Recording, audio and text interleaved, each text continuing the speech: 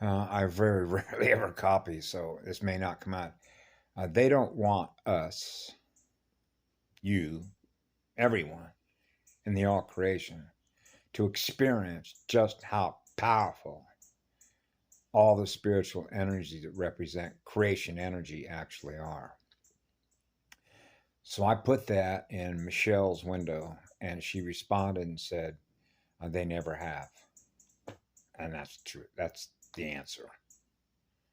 They've never experienced being what we are. That's why I cry so much throughout my entire life. That's the truth of it. They don't experience being the one. That's why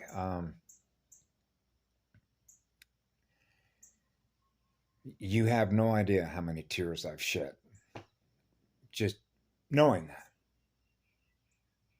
And why I've said so many of the things that I've said in the past about if they could just experience for 1 second the snap of a finger what I've had the blessing to experience in me, then they'd know.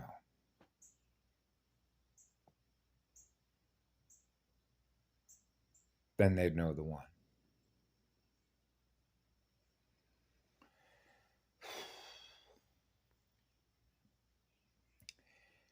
It's I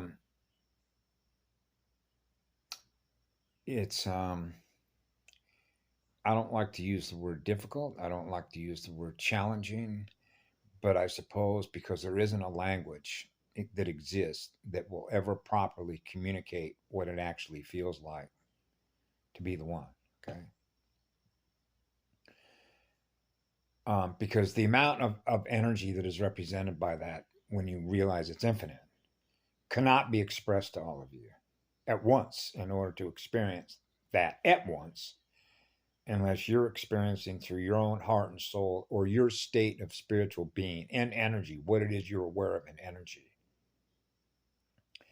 where you are absolutely on fire to share what you're experiencing in energy with that much fire that is in that light and give it to everything that is alive and living in the entire cosmos so that they can all experience what you're experiencing being that much love on fire so that they can experience that what it's like to be on fire, experiencing that much love and that much light, because you realize that it goes on forever, for Eve, ever. How could you possibly express that to another being? For them to be able to actually feel that within them, what you feel, what I feel, for them. So the only ways that we have to do that at this level, like the way that I've tried to do it, is by living it. And so through the relationships that I've had, for example, because we used a textual format to communicate, like when I grew up in the 1950s, early 60s, and I would write a love letter to a girl and express my true feelings. My true feelings, not what I think, what I feel in my heart and soul. Because I've shared this before. The best way that I know through experience to experience who the real person is on the other side or that we have a relationship with is through their own heart and soul, their own state of being, right? Which is to experience their true self. What are they in energy that they're communicating? The true representation of what they are, which means the reality that they're experiencing being what they are, that they're aware of, and energy. Communicating with us that we can translate that in wave form, or if you will, frequency vibration. Are they experiencing what love is, being what they are, what love is?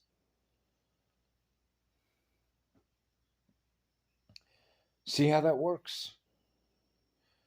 So what happens is that we measure everything naturally against that one metric. their core essence, the core of their very being and energy. What are they at the very core of who they are? Their true identity. So that you know the creator from which they came. Okay? Into becoming aware of what they're aware of in energy from what they came from, out of, or in and out. How the in and out. See, for me, it's through the heart and soul, the center point of a sphere, the exact center point of balance that is on fire within the center of that cell, within the center of that sphere of light, a circle of light that is on fire, lighting the codes on fire.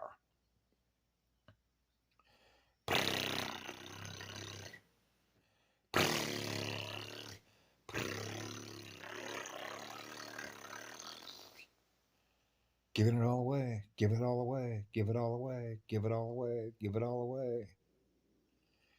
So what happens is you reach a state of spiritual being where our spirit is in that energy. Just give it all away. Just give it all away, mama. We're giving it all away, mama. That's why the Pacific Ocean, when I was a child growing up, to be in glassy waves in the afternoon, to spend an entire day being out on the waves in the ocean and being so grateful and thankful for free stuff. That's why all the guys that are out there that I've been watching this morning on their videos reporting from Pismo Beach, from San Diego, getting free rides. So I began wondering to myself, I wonder how many of those surfers have come out and said, thank you, mama, for those waves. Thank you, mama. Putting the hands in their feet, kissing the sand, the crystal receiver, and saying, thank you for those waves. Thank you for the sand on the beach. Those are free waves, courtesy of her. That's the music of a girl's heart. That's why I miss the ocean so much. That's where you get cleaned up, particularly out here in the Hawaiian Islands. And especially that little spot down the road there called Lapahoehoe. That's powerful water. That, although I must admit, you know, if you don't know what you're doing when you go out down the road here, it could be a bad day. No, a good day. See, you'll attract what you fear. The law of attraction. That's true. That's why everything that they push is represented by what they fear, which is us.